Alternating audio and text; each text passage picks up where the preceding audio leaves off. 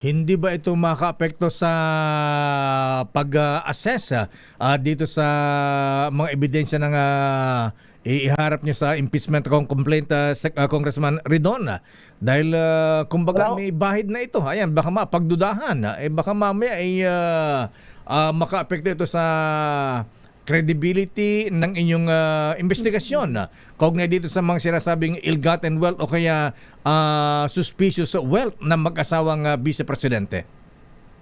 wala ho yung ka-epekto. Inaasahan na ho nga namin dapat mababasura ho ng piskalya yan sa pinakamagang panahon kasi wala naman humbatayin yung reklamo nila. Ang sabi ho nila, dapat ho may confidentiality, absolute confidentiality. Pero hindi ho nabasa ng abogado niya na may susunod pong paragraph doon sa sinasabi nilang confidentiality.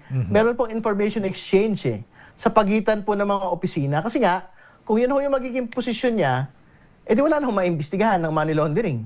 Hindi ho ba? Sa atin po nga mga batas. At again, yung po nga subpoena sa AMLAC, ito po ay hindi nakabatay sa batas. Ito po ay nakabatay sa konstitusyon.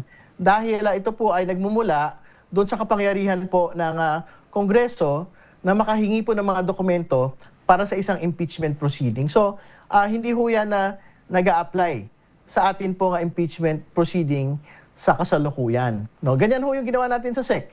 Ganyan ho yung ginagawa ho natin ngayon sa BIR at iba pang mga opisina. Hindi ho ito nagmumula sa AMLAC law, ito po ay nagmumula mismo sa atin pong konstitusyon, ito pong poder para humingi ng mga dokumento at yung order na maglahad po ng mga impormasyon.